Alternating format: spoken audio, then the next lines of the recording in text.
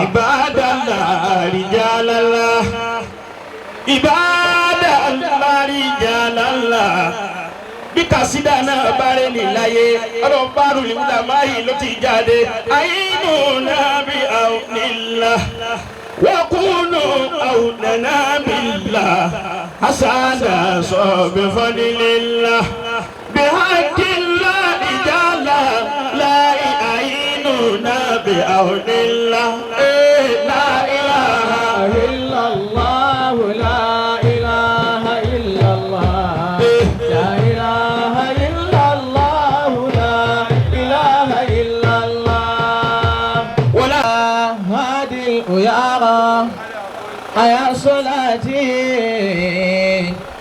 aya sir alhaqiqati ya salati aya sir an-najati lil anami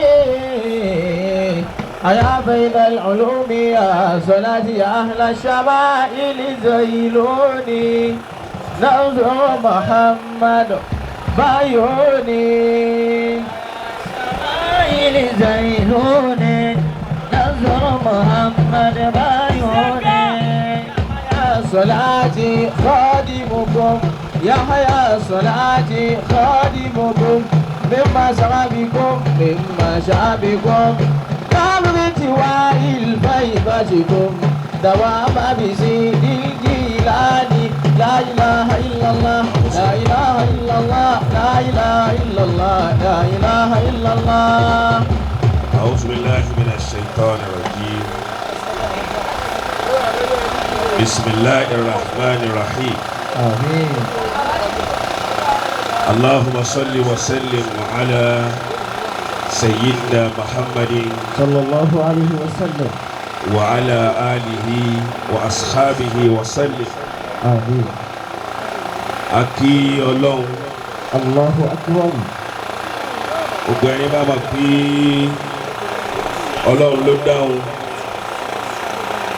òun ló fẹ̀mí sí òun lọ́rùn, òun ni ó sì gba ẹ̀mí náà jọ kan. Allah. Ẹja kan sára sọ́lọ́run dáadáa kí Allahu akbar. Allahu akbar kabira. Àti àtàrà Ọlọ́run a kí ọ̀gá wa aṣíwájú wa Ànábì wa Muhammad sallallahu alayhi wa sallam. Lọ́dọ̀ bàbá wa àṣẹ Ọlọ́run láwà. Ẹ jẹ́ kí ìyòǹgbò Ànábì wa ẹ jẹ́ kí ó lọ sókè dáadáa. sallallahu alayhi wa sallam. Àti àtàrà Ànábì wa Muhammad sallallahu alayhi wa sallam. Maulana Amirul Jaysh radiyallahu ta'ala anhu. ọlọ́mọba ṣe àlékún ìkẹ́ wa. Àmín. Ya Rabbi ya Ghaffar ya Rabbi ya Ghaffar ighfir li abdika ya haya salati. Ya Rabbi ya Ghaffar. Ya Rabbi ya Ghaffar. Ighfir li abdika ya salati. Gbogbo wa tá a jẹ́ abiyama tá a sì jẹ́ olólùfẹ́ Maulana Amirul Jaysh. Allahu ta'ala anhu. Ẹ dákun torí Ọlọ́run ẹ bá mi wí gbólóhùn náà dáadáa.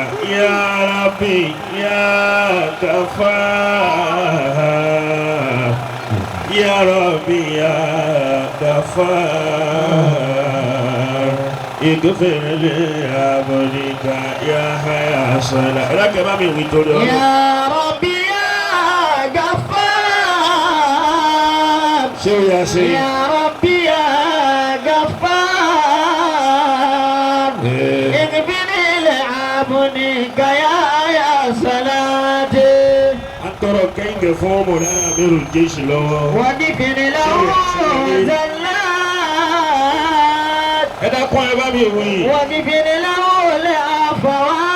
العفوات وانصر عليه يا صلاتي. بسم الله قل هو الله. الله الرحمن الرحيم قل هو الله احد الله الصمد لم يلد ولم يولد ولم يكن له كفوا احد mo kí bàbá mi Sheikh Ahmed Isaliasa. سلام عليكم سنة نبوية ọba tí ó fi ń ṣe ọ̀ṣọ́ nílùú Ìlọrin ikú òjijì ọlọ́run ò ní fi láwa lójú lórí yín o. سلام عليكم سنة نبوية yóò jẹ́ kí ẹ̀mí tí yóò gùn fún wa dáadáa kárí àlùbáríkà yín jẹ pẹ́. سلام عليكم سنة نبوية bàbá mi Khalifa àgbà Asúnkẹ́ òkè yín púpọ̀. سلام عليكم سنة نبوية ọlọ́run wọ́n jẹ́ kẹ́mi yóò gùn fún wa. سلام عليكم سنة نبوية mo kí bàbá wa tí mẹ́lẹ́gbẹ̀ẹ́ bàbá wa Amurullah bàbá wa Sheikh Abdul Fattah Ajara mo kí bàbá wa àgbà Ajara òfìfì yín. bàbá wa Dr. Aisha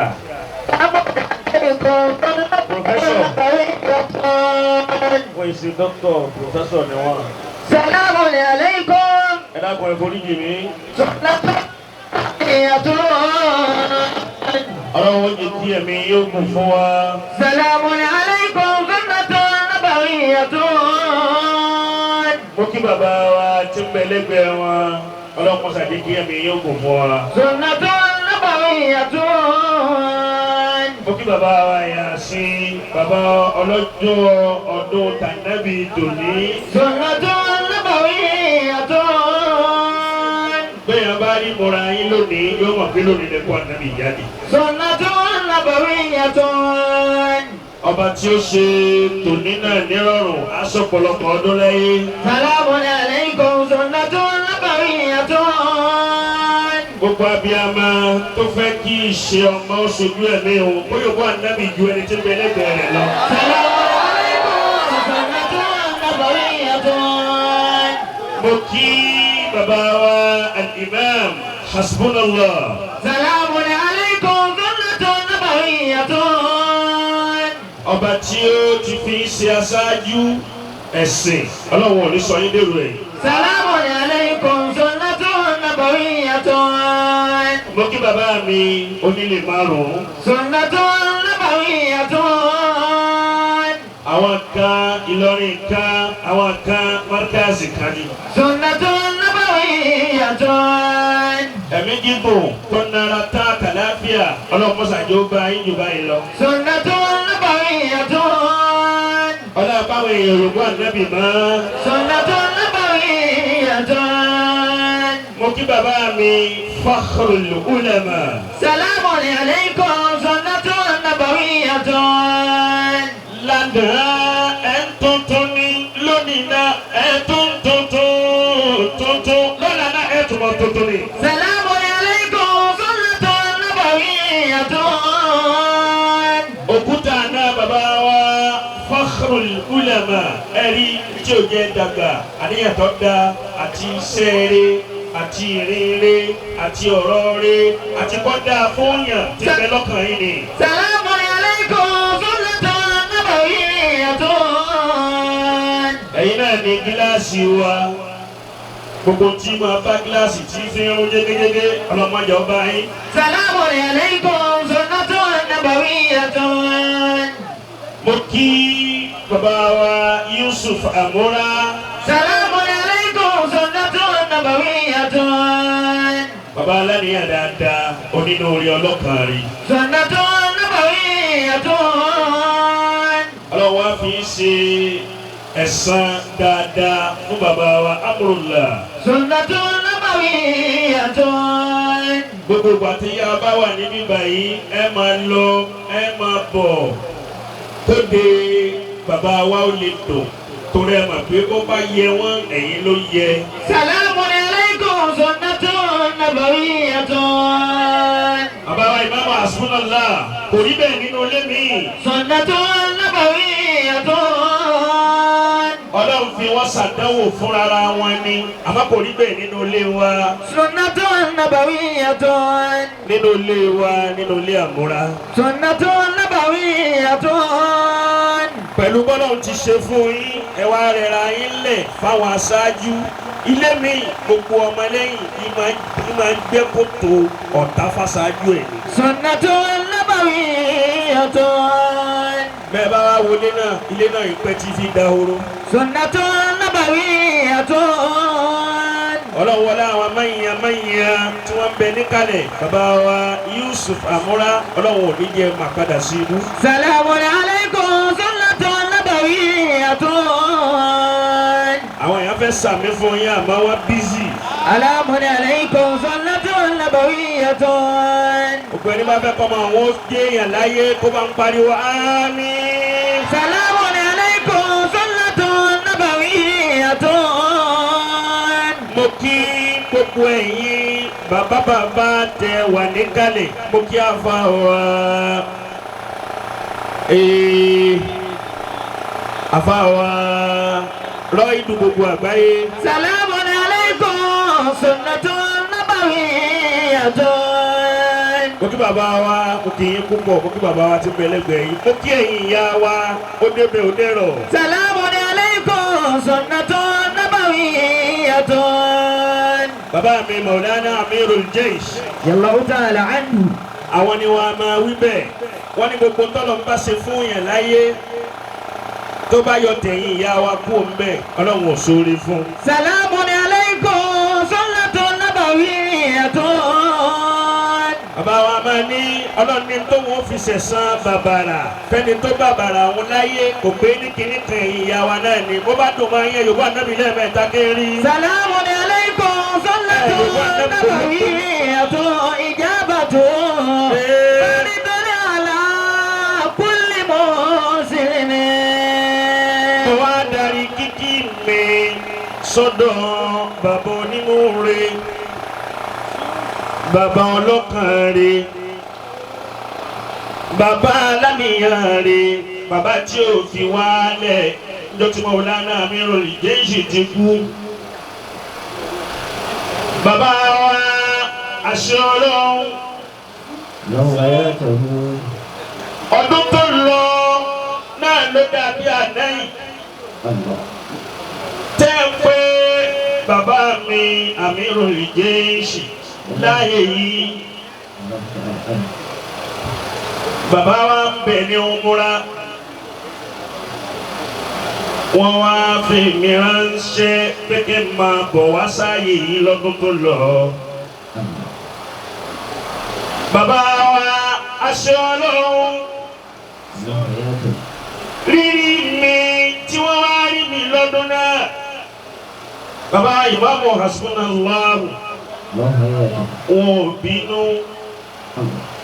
wọ́n rí mi ní rírí wípé Amirul Jaysh náà làwọn rí lọ́dún tó lọ. Mo wá ṣe bí mo ti máa níwájú bàbá mi àṣẹ Ọlọ́run. Gbogbo ẹni Ọlọ́run tó bá rí tó da yóò dùnnú sí yóò yọ̀ sí. Gbogbo èèyàn láyé tí kì í bá dùnnú sóore ọmọ ọlọ́mọ Ọlọ́run ò ní yọ orin látara ọmọ tiẹ̀ náà. Salamun alaykum sunnatun nabawiyyatun. Lílọ Maulana umura tí bàbá wa Amirul Jaysh tí wọ́n lọ lọ́dún tó lọ ẹ máa wá wọ Ọlọ́run ọba ńlá ọba tí ó ṣírò ẹ̀. Ọlọ́run wá ní lọ́dún yìí kì í ṣe umura ni wọ́n lọ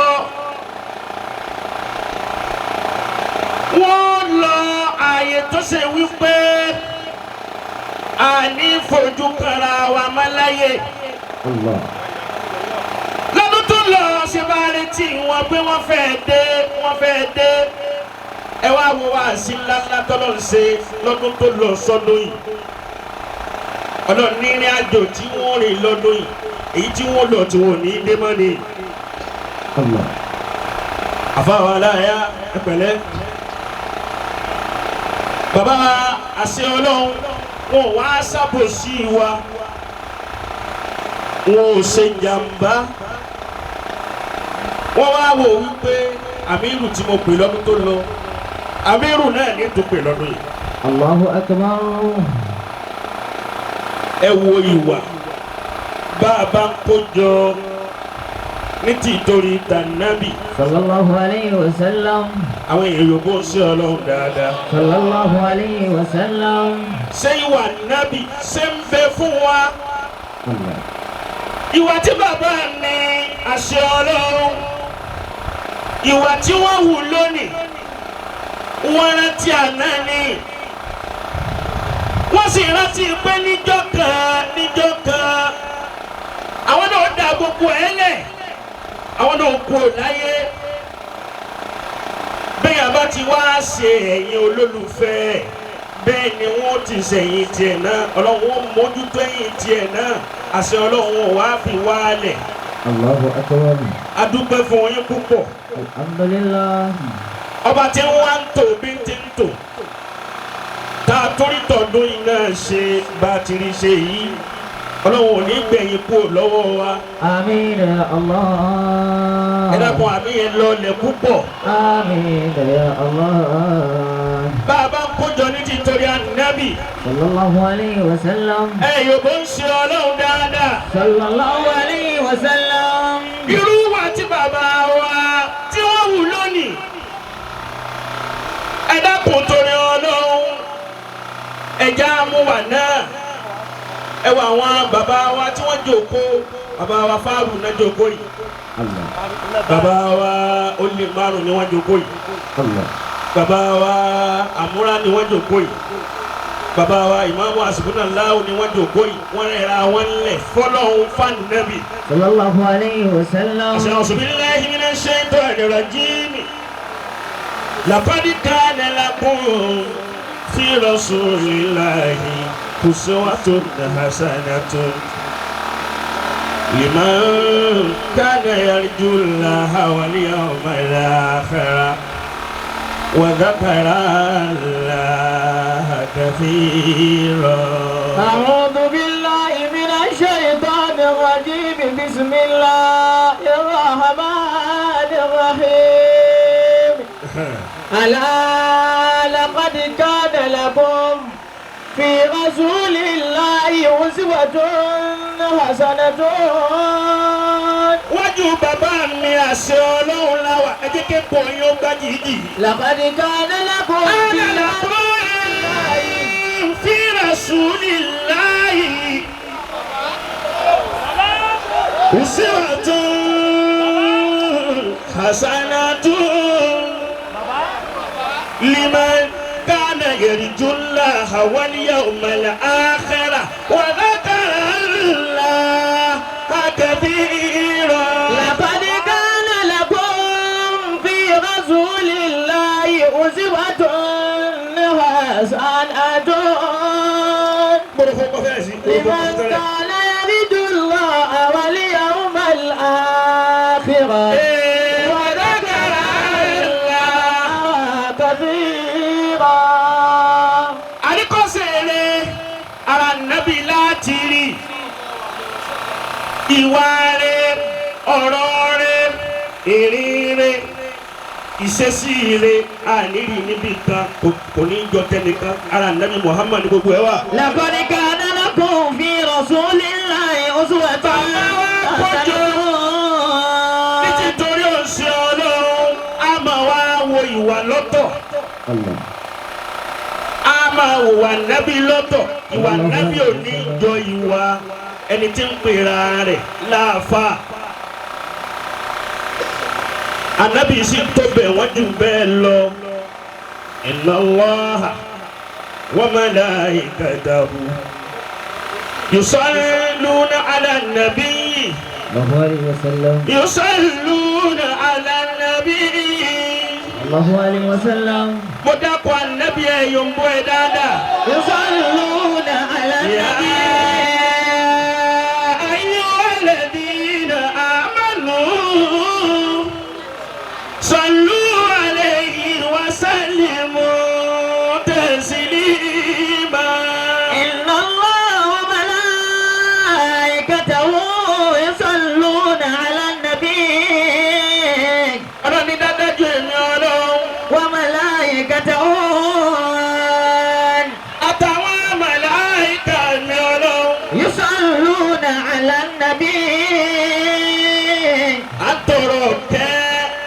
tọrọ gẹ fún sẹ́lá Muhammadu. يا أيها الذين آمنوا àríkà nínú tírà wípé àsàlátù tọ́lọ́hún ṣe fún sẹ́lá Muhammadu. صلى الله عليه وسلم lìsànà يصلون على النبي ẹ̀yìn lọ́lọ́hún fi ń ṣe fún sẹ́lá Muhammadu. يصلون على النبي àsàlátù táwọn màláíkà ń ṣe fọ́lọ́hún fún Nábì. عليه وسلم lílì ìsìnkìfárì يصلون على النبي wọ́n fi ń wá foríjì ní lọ́dọ̀ Ọlọ́run. يا أيها الذين آمنوا àsàlátù tọ́lọ́hún wá ní kémi pẹ̀lú rẹ̀ tọ́lọ́hún pé wá ká ṣe fún ṣe Ọlọ́run Ànábì Muhammadu. يا أيها الذين آمنوا lè dùáì àdúrà ni torí pé bàbá ti ṣe oníláàdá àdúrà táwa náà ó tún gbà padà.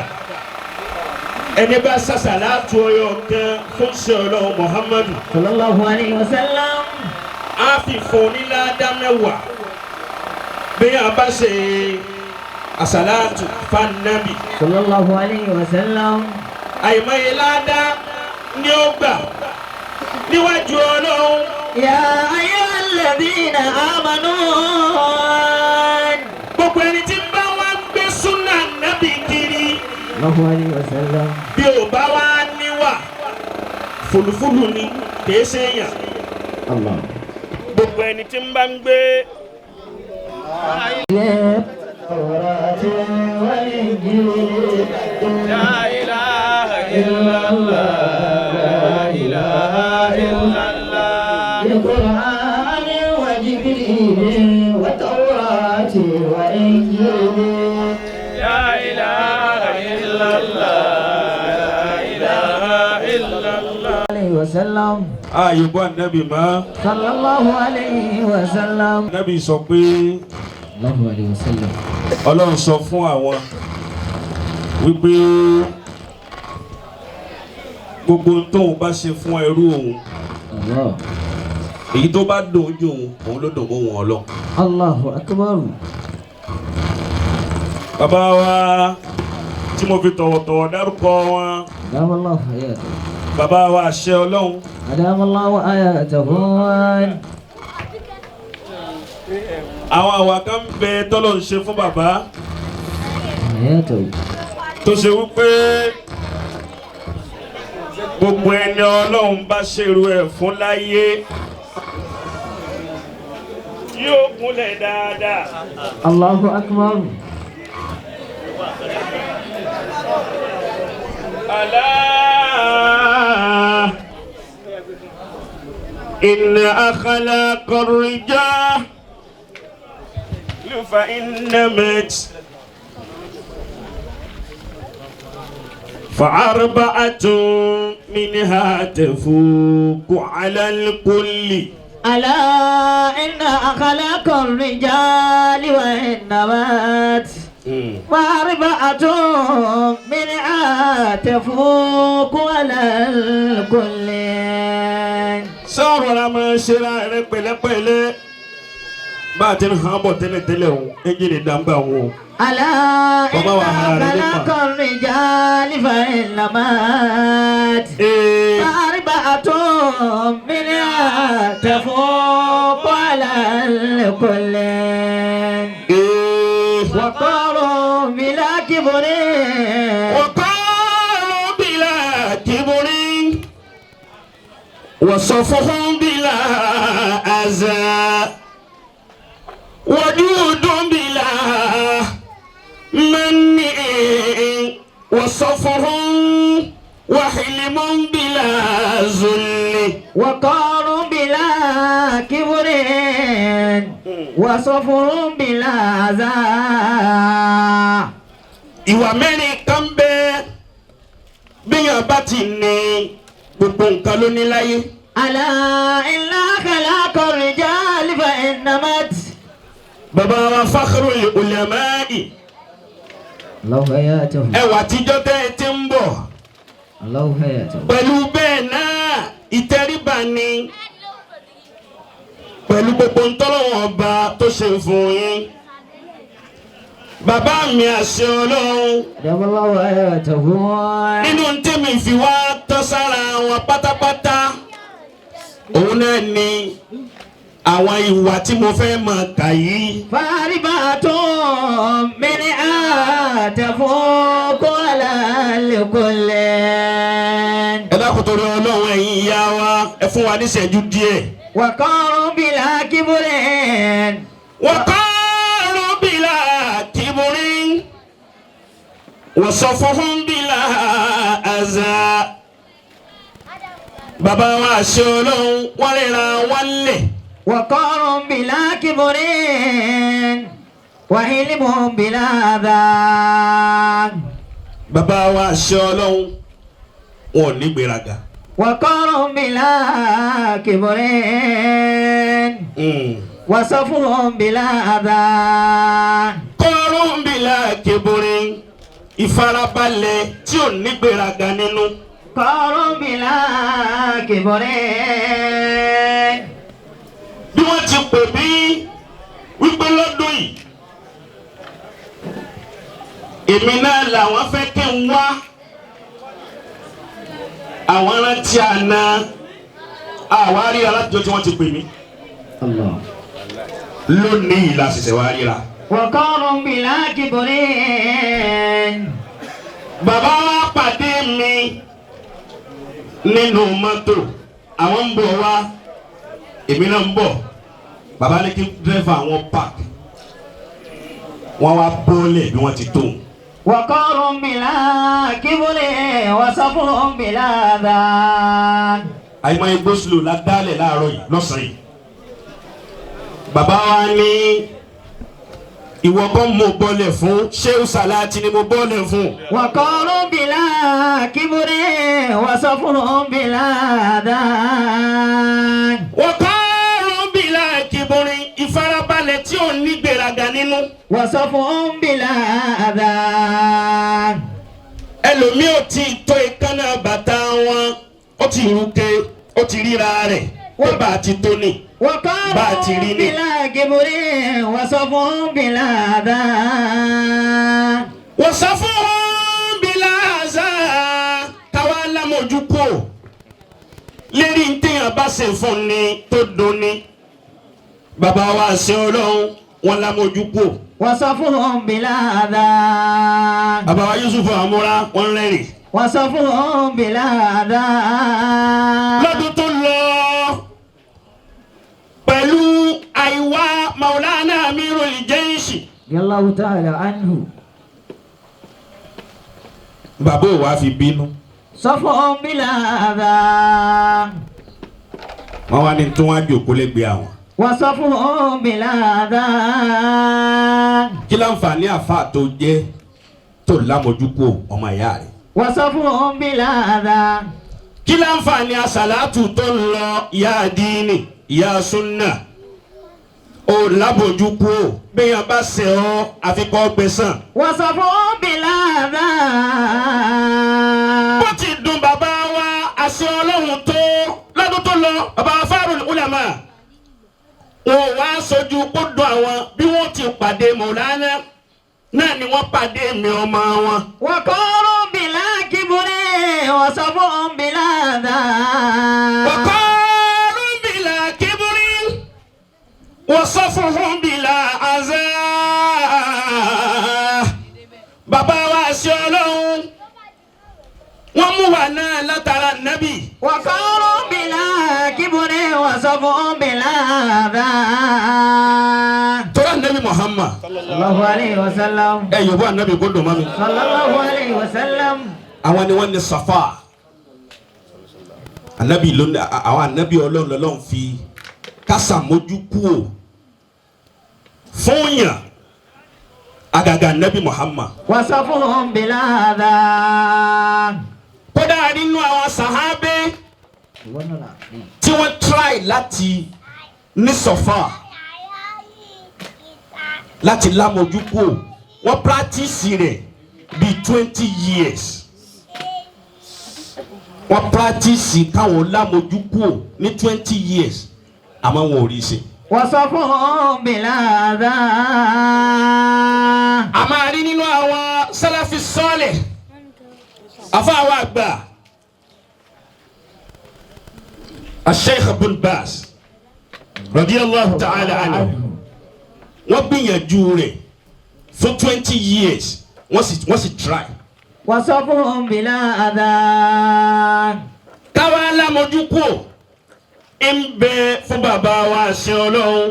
وقاروا بلا كبر وصفهم بلا ذا وجود بلا ذل وعلم بلا ذل. وجود بلا من káwa tọrẹ ilé àmúra ló wà. وجود بلا من. ìtọrẹ náà lọ́lọ́run fi ní ẹ máa ṣẹ́kù. جود بلا من. bàbá wa Yusufu àmúra ẹ̀yin náà dàgbà mọ́. جود بلا من. níbi ọrẹ títa. جود بلا من. níbi ìwà rẹ̀ níbi ọ̀rọ̀ rẹ̀ anabi Muhammad. صلى الله عليه وسلم. anabi ní la yaruddul qada'a wa la yazidu fil umri illa al-birr. لا kò sí ti ń jẹ́ kẹ́mi ẹ̀dá ògbò láyé إلا دعاء dáadáa ni. الله wa la yazidu fil umri إلا البر. illa al-birr. dáadáa òun náà ni lọ́dọọdún bíbí yìí ti kún náà ni lọ́dọọdún bíta yìí ti hó náà ni. وجود بلا من. وحلم بلا ذل. káwa ní sùúrù tí ẹ sagbọ̀ bàbá wa àṣẹ Ọlọ́run bẹ́ẹ̀ yẹn bá gbé tútù wá yọ pàdé tútù bẹ́ẹ̀ yẹn bá sì gbé gbígbóná fẹ́lifẹ́li bẹ́ẹ̀ yẹn bá gbé wá yọ pàdé rẹ̀. وجود بلا من. bàbá mi ìsàlẹ̀ àṣà wọ́n tún gáàsì ẹ̀ nígbà pé وحلم بلا ذل. ṣé wọ́n mọ̀ra wọn. وجود بلا من.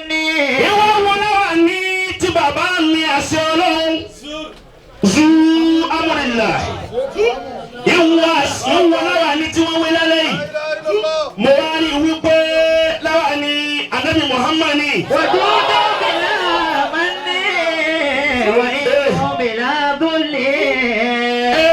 وجود بلا من. وحلم بلا ذل. bàbá wa àṣẹ Ọlọ́run wọ́n wá wọnú ilé Ọlọ́run tẹ́yẹ́yẹ́ wọ́n wá rí nǹkan kan máa fọlọ́run pé la ilaha illallah.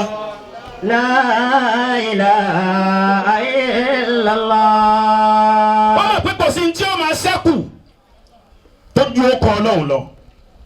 الله. ẹ wo jóòní ó ti di jóòní náà lónìí. ńgbà bàbá wa Maulana Amirul Jaysh tí wọn ò lè wá mọ̀lúdì. رضي الله تعالى عنه. ìyá wa àgbà kan wá kú nínú ilé wa yàn yìí. الله. Maulana Amirul Jaysh ni wọ́n wá ṣe wá sí. ó wá jẹ́nu Ramadana. الله. Allahu akbar. bàbá wa ó lè márùn. bàbá wa imam. ẹ wọ́n bí bàbá ti fi taratara bí wọ́n ti fi ṣe wá sí náà. الله. nínú àwọn lùsùsù tí mo jánjọ́ náà ní khuliqina lil hayati wa lil mamati wa min hazaini kullu al hadisati wa man yulad ya'ish wa yamut ka'an lam yamurra khayaluhu fil kainati alaysa al haqqu anna al 'aysha fani وهن الحي غاية الممات وأن الحي غايته الممات. خلقنا للحياة وللممات. bàbá mi Maulana Amirul Jaysh. خلقنا للحياة وللممات. ẹ dákun abiyama tó bá máa pé níjọ́ kan òun pàdé Ọlọ́run kó bá ń pariwo Ọlọ́run pé Allahu Akbar. kò ní kí ilé àti wàlé bàbá jẹ́. wá sí náà nù bàbá wa ń lo ara láàyè yìí náà ni tá a mọ̀ pé lílo ara àgbẹ̀yìn náà nù. ومن هذين كل الحادثات. wọ́n ṣe wáàsí náà débi wípé a fẹ́ lò tó wákàtí méjì ńjọ́ náà lérí wáàsí. ومن هذين كل الحادثات. tá a sì tún ṣe tẹ̀fsírì lálẹ́. الله. wọ́n á tú ọ̀pọ̀lọpọ̀ nǹkan kalẹ̀ ńjọ́ náà wọ́n ní khuliqna lil hayati wa lil mamati. ومن عسينه كل الحادثات. ومن يولد يعيش ويموت كألم يمر خياله بالكائنات. nínú àwọn nùsùsù tí wọ́n lò ń jọ náà ni nínú àwọn nùsùsù tí wọ́n tún lò ní pé wà bá dàlẹ́ ara sukunna ara ìfọkùnlùsí wọ́n ní bàbá ohun bàbá aláàmì ni ó lò ọ̀dọ̀ àṣẹ Ọlọ́run mọ́ wà àṣẹ wọn ò ní sí lọ́dọ̀ àṣẹ Ọlọ́run mọ́ láyé. wọ́n bá dàlẹ́ ara sukunna ara ìfọkùnlùsí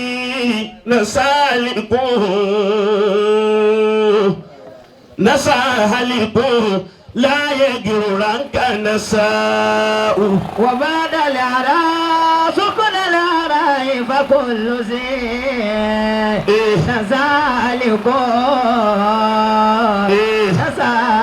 Afọ ni tí fàtò ni Mamudu ni.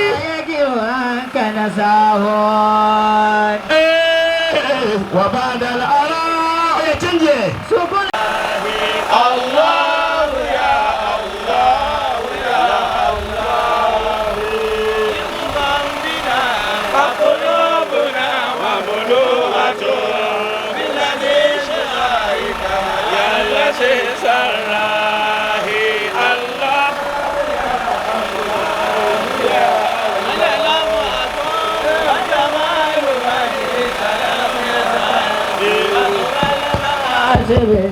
Jannatil Afrah Allah ya Allah Allah abadan bi dhikrika tatma'innu qulubuna wa تراكز الأقدار الله يا الله أنوار وجهك راحة الأرواح وجمال سعتك سلوة الأتراح الله يا الله يا الله بفترة فرق وبموي بذكرك تطمئن قلوبنا ورهيك رقراق سلاك ناري الله الله أنا كنا ما بيوتون ربي لا أريد سواه هل في الوجود حقيقة إلا هو الله أنا بيوتون لا تاني ما ما نجيش ربنا بيدي سنا ومسنك المغموك بالعالم nínú nẹ́sù bàbá wa múra bàbá wa Fakhrul Ulama nínú nẹ́sù tí mo já fún wa náà ni wà bá dàlà ara sukunna ara yìí bagolo sí nasahalikun láàyè ìrùránkà nasaw sukunna ara yìí bá dàlà ara ìsọnù àtìtàn òun ni ó kàn ìsọsọ yìí bẹ́ẹ̀ di ẹnì kọ̀ọ̀kan. wọ́n bá dàlàrí sókòdà làárọ̀ ìfakùnlù sí. bàbá wa ń tún níjọ́ náà pépé gbogbo gẹ́gẹ́gẹ́ tẹ́ ń ṣe fún mi yìí yóò tán yóò tán àsìkò ní fẹ́ tún ìtàn. sókòdà làárọ̀ ìfakùnlù sí. gbogbo bẹ́ẹ̀dì ńláńlá tá a fi ń sùn àtẹ̀yí tó tún ní omi ní abẹ́ níjọ́ kan wọ́n gbé wa kó mbẹ́ bàbá tó wà lọ bí tápà wọ́n tún ní ọgán dàbò dàbò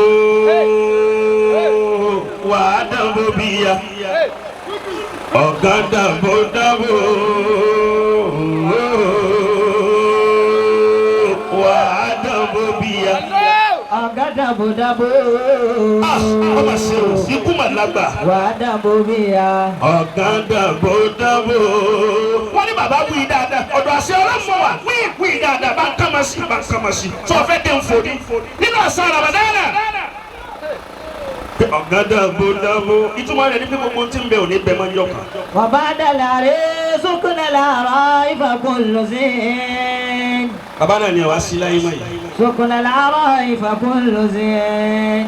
ẹ wá wò wípé àwa ọmọ wọn péjọ nàbà kàràtàkàrà náà ń bímọ. bàbá wa fáwọn olùkúlẹ̀ náà bàbá wa sí ọlọ́run wọ́n dúró tì wá púpọ̀. ọ̀dọ́wọ́lọ́wọ́ hayatu. bá a tún tí wọ́n ń ṣe lẹ́yìn wọn yìí táwọn òpin ká máa gbìyànjú lẹ́yìn wọn ibẹ̀lẹ̀ lomi ò tún ti máa wá sísè wa.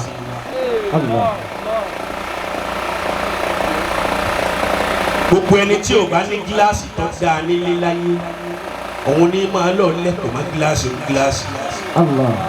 gbogbo gíga kan ò ní bú gíga kan. gbogbo ẹni tí ó bá ní gíláàsì tó dáa nílé kò nílé ọlẹ́kọ̀ọ́ má gíláàsì ó gíláàsì ọlọ́mọ pọ̀ òun náà ní gíláàsì ńlẹ̀. bẹ́ẹ̀ ti tó àti bẹ́ẹ̀ ti rí ẹ wá jùra yín lẹ̀ fáwọn àtàjọ́ ma ni wọ́n ń jẹ́ wá sí.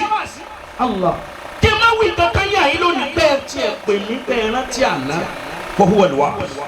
Allahu akbar. fahuwa al-wa'z. torí ẹ̀ máa pé bí tí wọ́n lọ yìí náà lọ bẹ̀ ń jọkàn. Allahu akbar. bí baba abẹ́rù jésù ti dàálẹ̀ yìí náà dàálẹ̀ ìjọkàn. èmi náà dàálẹ̀ ìjọkàn ìwọ náà dàálẹ̀ ìjọkàn. táàmà pé tẹ̀fsírì mi ò ní bá wọn láyé nǹkan ṣe wá ń lé sàláàtì báyìí àmọ́ bá ti ṣe lọ́dún yìí. Allahu akbar. ààyè òun gan ti ń sunkún kalẹ̀ ẹni tá a máa ń pè tí bí lọ́dọọdún àní rí pé síbẹ̀ lọ́dún yìí. fahuwa al-wa'z. wọ́n sì mú Mọ̀lánà Amirul Jaysh wọ́n sì rí wọn bọnú ilẹ̀ tó ń béèrè pé sótún kù sí tí ẹ̀ tó fún un. tó kù sí ibẹ̀ ló ti ń béèrè ibú kí láyé tọ́mọ̀ àgbà tó gbà ibẹ̀ ló ti ń sọ̀tẹ̀ láyé ojú rẹ̀ ọ̀ da sí yàn ọ̀tọ̀ lérí ibú tó ń ṣe lẹ́yìn níjọ́ tí kú bá dé ikú hàn ní mọ̀ ọ̀ ṣàgbákò. Fariki tẹ̀sùdí mo tẹ̀lé àwọn èèyàn lẹ́nu mi ó má wà tí ó wù lójú yín dáadáa ó sì máa ń tún ṣe lẹ́yìn. bọ́ bá rárá tó bá rárá pamọ́ fún èèyàn ò lè rárá pamọ́ fọlọ́hún. ṣé bàbá wa Amirul Jaysh wa máa fáwọn òkú wọn máa fáwọn òkú bàbá wa sàlẹ̀ àsàní. Ìtọ́ba wa ní agbára púpọ̀ oríṣiríṣi làwọn èèyàn wá fẹ́ lọ wọn ò sì bẹ̀rù pé níjọ́ kan ó di àwọn náà wọ́n ti di Amirul Jaysh. Kulikina lil ayati. wọ́n lọ ń kọ́ wọ́n jàre. Kulikina lil ayati wa lil mamati. ọba ní lẹ́sùn kò fi náà sùn lẹ̀. wa min amri kulli ladifati. ẹ má jẹ kájẹ ń tọ́jà kó máa bàjẹ́ látọwọ́ wa.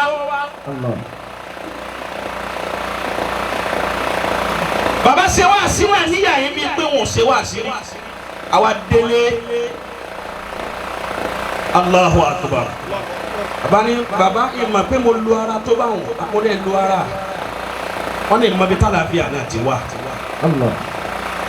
ìmọ̀ bí tálàfíà náà ti wá bí dídá bàbá wa ṣe ọlọ́run tí ń rí wọn dá lóhùn ní ọmọ olùdí tí mo wá fẹ́ san wọ́n lẹ́san gbogbo ẹ̀ ní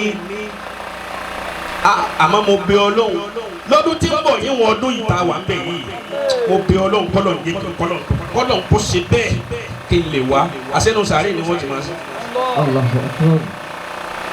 ọba tó wá ṣẹ́wọ̀n fún lónìí kọ́ńkálù kò fi ọpọlọ rẹ̀ ro iye ọjọ́ ọdún tó ti lò báyìí ẹlòmíì ti lò 40 ẹlòmíì ti lò 30 ẹlòmíì ti lò 50 ǹjẹ́ n tó lòun jọ tó lè lóru rẹ̀ padà.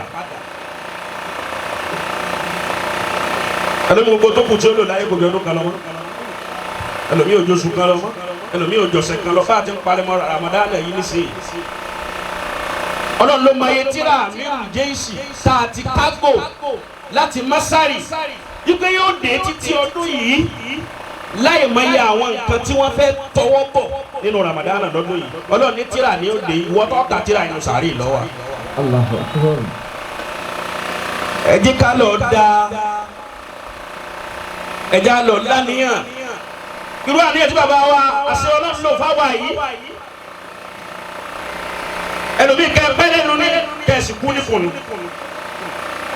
ẹ wo àwọn bàbá yìí ẹ wo dọ́tà ẹ̀ ti ń bẹ Mawlana Fakhrul Ulama Mawlana Yusufu Amura Mawlana onílé márùn bàbá wa Imam Asbunallah ẹ wo dọ́tà ẹ̀ ti ń bẹ kò sí ntí ò jẹ gbó dáadáa ni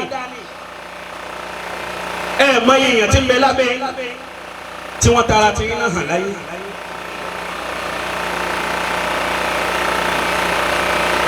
torí náà mi ò ní wàásù kan tí mo fẹ́ ṣe lálẹ́ yìí ju wípé bàbá mi àṣẹ Ọlọ́run bẹ́ẹ̀ ti dúró tì wá ẹ dúró kò rẹ̀ dúró bọ́rọ̀ kan bá tó ń lọ bí máa ń lọ àbọ̀ tó pè ní báyìí ni ó ṣe báyìí ni ó ṣe níbi tá a ti rẹ́ lómi tó ṣe wípé eré ibú ní tó bá tí kú àmì rò tiẹ̀ tó dẹ́rù bà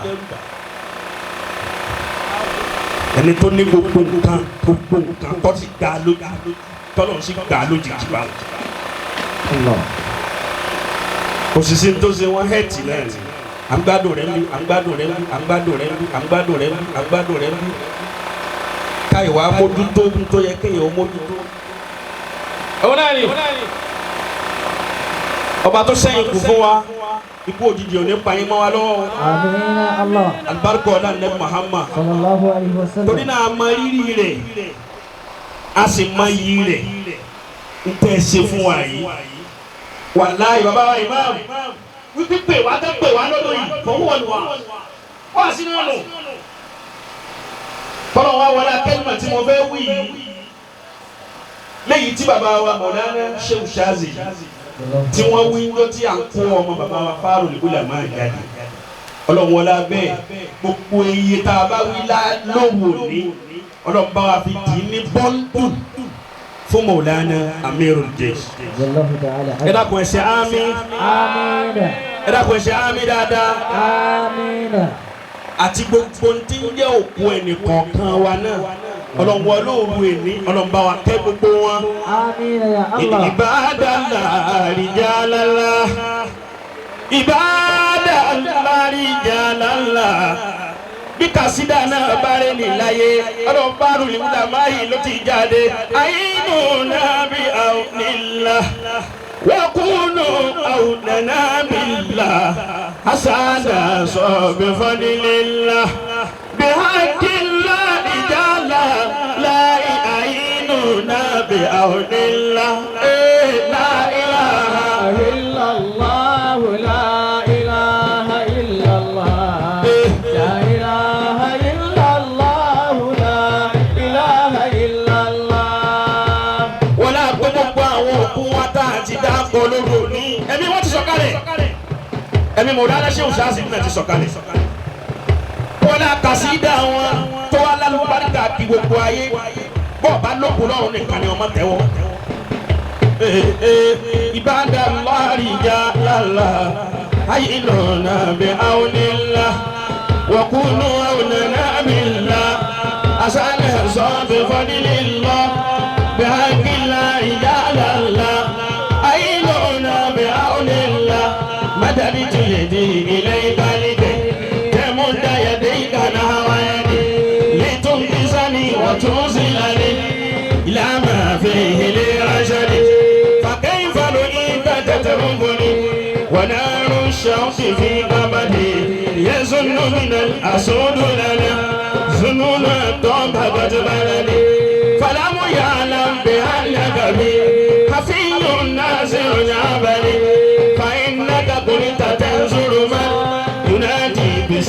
والصمد يا نقبة يا بدلة يا أنقاب يا أوتاد ويا أسياب يا أوداد أزل يا سيد القلب والإكنا بأهل الله بحق الله رجال الله عيننا بها لا إله إلا الله لا إله إلا الله لا إله إلا الله لا إله إلا الله حي قادر الله لا إله إلا الله يا أهل الوداع صلوا على المختار لا ملوا وهلوا سمونا هلوا لأجل صلاتكم يجلوا لسان القوم عالمنا لأن مقامهم أعلى وهم من بين أعيننا ولكن أنا مقول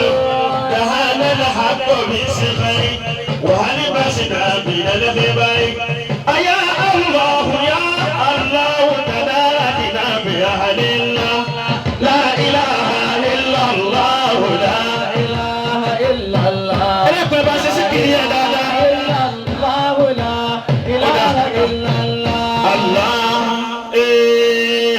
الله لا إله إلا هو الله الله لا إله إلا هو agbọ́dọ̀ wà níbi lulu dáadáa ọba àgbàlá ń bọ̀ lówó má lùlùkulù má lùlùkulù ọba lù dáadáa ń fún ọ ní nǹkan tó máa lọ. lóru òní ẹni wọ́n ti sọ̀kalẹ̀ ẹni tá a rò pé wà lọ́dún ìdẹ́gbẹ̀rún sàárè lọ́wọ́ sẹ́yìn wọ́n ṣe wá sí i àfi ká pè lọ́wọ́ fún ọ ká ṣàdúrà fún ọ. Allah Allah la ilaha illa hu Allah Allah la ilaha illa hu Allah Allah la ilaha illa hu Allah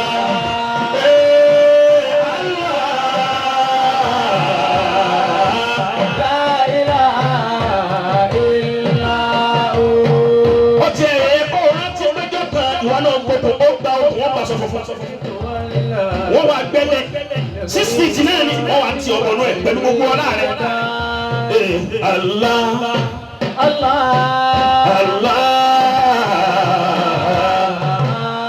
la ilaha illa Allah Allah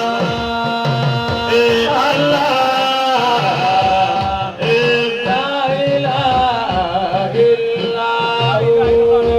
la ilaha illallah la ilaha illallah oh makakan oh makakan la ilaha illallah la ilaha illallah la ilaha illallah la ilaha illallah la ilaha illallah la ilaha illallah la ilaha illallah la ilaha illallah la ilaha illallah la ilaha illallah la ilaha illallah la ilaha illallah la ilaha illallah la ilaha illallah la ilaha illallah la ilaha illallah la ilaha illallah la ilaha illallah kaza pe Allahu akbar kí gbogbo wọn sọ pé Allahu akbar. Bàbá wa ọ̀tẹ́ ayé ń gbẹ́dùn yìí ọlọ́jẹ́ iná gbẹ́dùn ọ̀rọ̀ yìí o. ọlọ́pàá wọn ẹni tí ń sáájú ìsámi dáadáa. Bàbá wa authentic bàbá wa ọ̀tẹ́ ń sẹ́wọ́n sí lọ́wọ́. Afáwa aláyẹ wọlé afáwa Mubas ẹ̀yin ni wọ́n ní ẹ máa palẹ̀ mọ́ báyìí bí ẹ bá ti sọ̀kalẹ̀.